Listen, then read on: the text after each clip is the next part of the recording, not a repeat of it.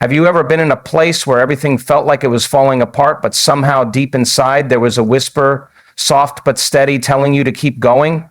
That's not a coincidence. That's alignment. That's divine timing. That's your soul remembering what your mind forgets when fear takes over. You are not walking through chaos alone.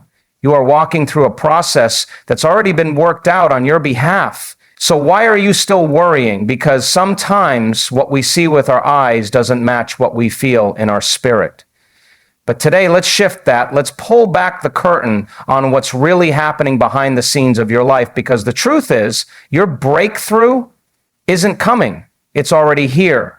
You just need to trust the process. There comes a point in life when everything you've tried, everything you've controlled, and everything you've planned still doesn't produce the result you hoped for. That's when the mind starts to panic. It looks for logic, for steps, for something to fix. But transformation doesn't begin in the mind. It begins in the surrender. True faith, the kind that creates lasting change, begins at the edge of your control. When you stop trying to manipulate outcomes and start allowing the greater intelligence of life to move through you, that's when something miraculous begins to unfold. And while letting go might feel like weakness, it is actually the greatest act of strength you'll ever perform. We have been conditioned to believe that the more we control, the safer we are. So we overthink, we obsess, we micromanage our relationships, our finances, our health, trying to bend life to our timeline. But the truth is, the need for control is a trauma response. It's fear disguising itself as strategy. It's the ego's attempt to avoid pain by staying 2 steps ahead of the unknown. But what if the unknown wasn't something to fear, but something to trust? What if, instead of trying to anticipate every outcome, you chose to trust that life was already unfolding for you, not to you? That's where the process begins. That's where your old self dies and your new self is born. There is an intelligence inside of you that's always listening, always guiding, always aligning. But it can only speak when the noise of fear is quiet. Faith doesn't mean you feel no fear. It means you stop feeding it. You stop giving it power through your thoughts, your words, and your energy. You begin to show up as the version of yourself who already knows it's handled. That's when you shift your electromagnetic field. That's when you raise your frequency from survival to creation. And the universe, which responds not to your words, but to your energy, begins to mirror back the trust you've stepped into. And that's where we step into the second realization, the understanding that just because something hasn't happened yet doesn't mean it's not happening. Our minds measure progress by how fast things move, but divine timing is not linear, it's vibrational. When you say, why isn't it here yet? What you're really doing is reinforcing lack. You're sending a signal that says, I don't believe it's coming. And that belief sends out a frequency of resistance. But when you shift that energy, when you stop measuring your life by external results and start aligning with the internal feeling of trust, everything starts to move faster, not because you pushed, but because you aligned. Imagine that everything you've ever asked for is already set in motion. It exists in the quantum field, in the dimension of potential, just waiting for you to match it energetically. But if you're constantly in a state of impatience or frustration, you're too far from the frequency of what you want. That's why delays happen. Not to punish you, but to align you, to refine you, so you're not just prepared for the outcome, you're ready to hold it. We've been trained to hustle, to strive, to grind, but manifestation doesn't happen from hustle. It happens from coherence. When your mind and heart are in harmony, when your beliefs match your vision, when your energy mirrors your desire, that's when time bends. That's when what once seemed far away starts to show up in the now. So the question isn't, why is it taking so long? The real question is, am I becoming the version of me that's aligned with what I've asked for? Because the moment you are, that's the moment it finds you. We've been taught to avoid pain, to fear it, to push it away, to cover it up with distractions, with busyness, with toxic positivity. But the truth is, pain is not the enemy. Pain is the invitation. It's the alarm clock for your soul. Emotional pain doesn't show up because you've done something wrong. It shows up because something deep within you is ready to grow. It's a signal, not a sentence. A sign that something you've outgrown is trying to release itself. So when you feel that ache in your chest, when the tears come without warning, when the weight in your spirit feels unbearable. That's not weakness. That's the breaking of old patterns. That's the cracking open of the shell that no longer fits who you're becoming. You don't transform by avoiding pain. You transform by facing it, by sitting with it, by letting it teach you. When you stop resisting your pain, you stop feeding it. And when you stop feeding it, it begins to dissolve. You start to realize that pain isn't here to punish you. It's here to strip away everything that no longer serves your highest self. And yes, it can be uncomfortable. Growth often is. But that discomfort is sacred. It's proof that you're alive, evolving, shifting into the next version of who you're meant to be. Think about the most pivotal moments in your life. Were they born in comfort or were they born in the fire? When everything fell apart and you had no choice but to rise. The pain didn't destroy you, it initiated you. It peeled away the layers of illusion and brought you back to your essence.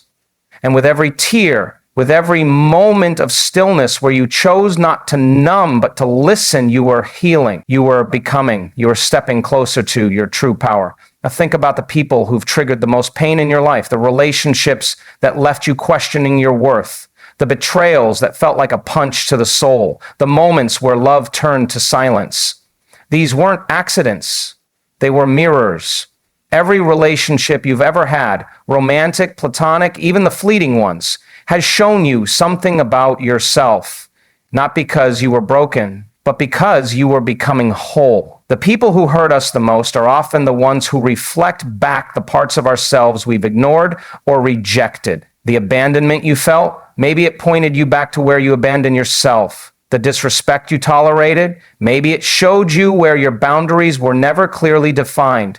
These relationships weren't failures. They were feedback, invitations to go deeper, to ask better questions, to stop blaming and start becoming. And once you begin to see relationships through this lens, everything changes. You stop playing the victim. You stop rehearsing the pain. You start reclaiming your power. You stop saying, why did they do this to me? And you begin asking, what did this awaken within me?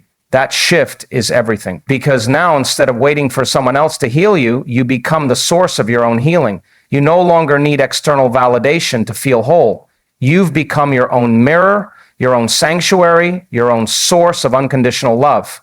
When you reach that place where pain becomes wisdom and relationships become revelation, you've stepped into a new level of awareness.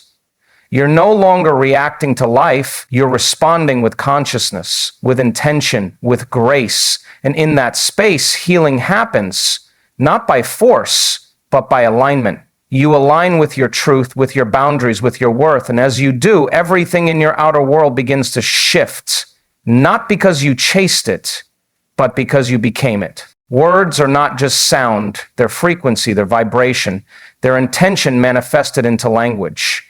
And every time you speak, you're either planting seeds of expansion or reinforcing limitation. Most people walk through life narrating their pain, their fears, their doubts, as if those words have no consequence. But your body is always listening. Your subconscious is always tuning in. When you say things like, I'll never get through this, or I'm not good enough, you're not describing reality. You're creating it. Your language becomes your energy, and your energy becomes your experience. There's a sacred principle that says, speak it as if it's already done.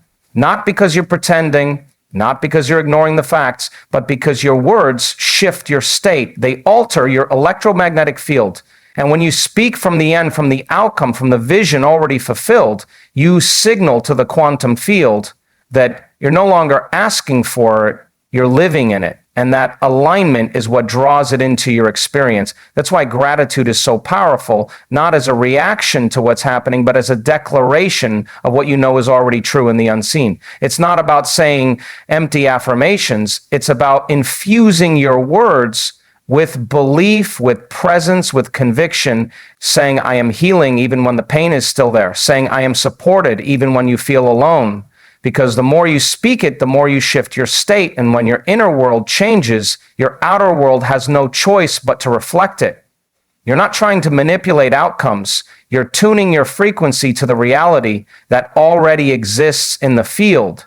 Speak as the healed version of yourself. Speak as the loved, the worthy, the powerful soul you already are. That's how you become the living embodiment of your vision. And still, even as you speak those words, even as you begin to align with a higher frequency, the mind can slip into comparison. You look around and see others soaring, building, achieving, thriving, and part of you wonders, why am I still stuck? But the truth is, you're not behind, you're being built. The process you're in right now is not a punishment, it's preparation. There are things being cultivated within you that can only be formed in the quiet, in the hidden, in the stretch. Growth doesn't always look like progress. Sometimes it looks like stillness, like letting go, like crying in your car because you're tired of waiting. But beneath the surface, something sacred is happening. You're learning to trust yourself. You're developing emotional endurance. You're shedding layers of identity that no longer serve you. That's not stagnation, that's transformation. The world has glorified speed, but evolution is not rushed. It unfolds. It roots you deeply so you can rise fully. So what if this season of delay is actually a divine detour? What if the universe is stretching you not to break you, but to expand your capacity to receive? You don't want a blessing you're not equipped to hold. You don't want the relationship, the success, the abundance, if you haven't yet become the version of you that can sustain it with grace. This process is not about getting somewhere, it's about becoming someone. Someone who no longer chases but attracts. Someone who no longer begs but receives. Someone who trusts the slow build because they know what's being constructed is sacred, solid, and soul aligned. You're not late. You're right on time. And everything that seems out of reach right now is not far. It's waiting for you to become the version of yourself who already has it. So speak like it's already yours, walk like you've already arrived, and trust that this slow, sacred becoming is the most powerful alignment of your life. There's a moment in every healing journey when you realize that holding on no longer serves you. The resentment, the regret, the replaying of stories that keep your nervous system in a constant state of survival, it all begins to feel too heavy. And not because life gets easier, but because your soul becomes ready for more. Forgiveness isn't about excusing the harm that was done. It's about releasing the grip that pain has had on your frequency. Because when you carry unforgiveness, you are energetically bound to the person, the event, the wound. Your energy is entangled in the past, and that entanglement disrupts your ability to be fully present. It lowers your vibration, and from that state, you can't fully receive the new life you're asking for. Letting go is an act of radical courage. It requires you to step out of the story you've been telling yourself and into a field of possibility where your past no longer defines you. And this isn't something that happens overnight.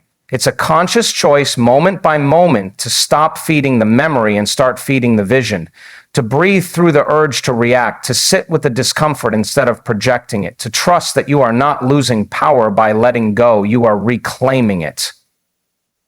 Every time you release the need to be right, the need for closure, or the need to have the last word, you are choosing to be free. You are saying, I am no longer available for energy that keeps me small. And the most powerful shift begins when you realize that forgiveness isn't even about them, it's about you. It's about releasing your nervous system from the addiction to stress. It's about reconditioning your heart to trust again, not just others, but yourself. Because when you hold on to bitterness, you close the door to love, not just from others, but from the universe itself. Love flows through open channels, and forgiveness is what clears the debris. As you release, as you create space, something beautiful happens. Your energy starts to recalibrate. Your body begins to feel lighter. Your mind becomes clearer. And most importantly, your heart becomes more receptive to what's next. That's when you start hearing the whispers again, the intuitive nudges, the divine prompts, the synchronicities, the signs that were always there, but you were too weighed down to notice. This is where faith comes alive, not the kind of blind faith that denies your feelings, but the kind of embodied faith that chooses trust even when the outcome is uncertain. You start to see that every delay, every detour, every disappointment was not a sign of rejection, but a redirection, a course correction, a divine orchestration working in the background to guide you back into alignment. And in this place of surrender and trust, something extraordinary begins to unfold. You start to co-create with the universe. You stop begging for signs and start living as the sign. You don't chase answers anymore. You become the answer. Your presence becomes magnetic. Your energy speaks louder than your words. And the very things you once longed for start appearing, not because you forced them, but because you became the version of yourself who could hold them.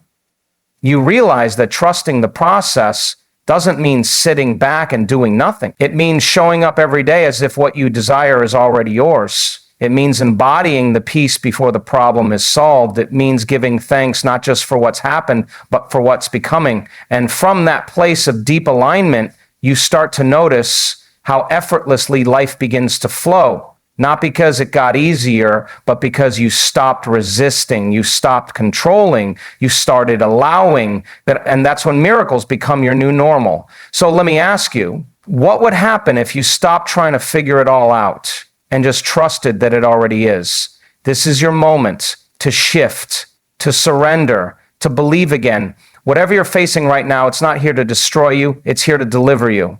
You don't have to see the full picture, you just need to take the next step in faith. If this message resonated with you, drop A in the comments and let's talk about it. What part hit home the most?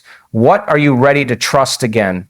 Make sure to like this video, share it with someone who needs to hear this, and subscribe for more messages like this one. And I want to hear from you. What topics do you want to hear next? Your voice matters here. Let's grow together. Let's trust the process together.